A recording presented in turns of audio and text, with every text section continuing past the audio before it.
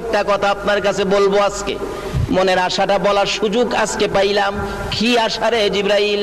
হুজুর আমার একটা কথা আল্লাহর দরবারে তুলে ধরবেন। কি কথা? আপনি নবীর উম্মত যারা হবে, আপনি নবীর আশেক পাগল যারা হবে, আপনি নবীর মতো নবী পাইয়া যারা আপনার কথা মতো জিন্দেগি করবে, আপনাকে ভালোবাসবে, আপনার আশেক পাগল উম্মতের জন্য আমি জিবরাইলের একটা দাবি, হাসরের জমিন যেদিন কায়েম হবে, আদা টুকরে যেদিন সূর্য থাকবে, পুলসিরাতের 30,000 বছরের রাস্তা ফুল যেদিন পার হতে হবে, হীরার চেয়ে দাঁড় চুলের চেয়ে চিকন হবে, নিচে জাহান্নাম থাকবে, ওই বিপদময় মুহূর্তে আপনার নবীর উম্মতের জন্য ফুলসিরাতের ফুল পার করে দেওয়ার জন্য আমি জিবরাইল 600 নূরের পাখা বিছাইয়া দিতে চাই।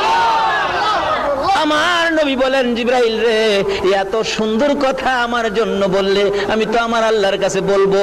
সঙ্গে সঙ্গে আমার আল্লাহ বলেন, বন্ধু গো, আপনার উম্মতের এই দাবিটুকুন জিবরাইলের পক্ষ থেকে যা করেছে আমি আল্লাহ এখনই কবুল করে নিলাম।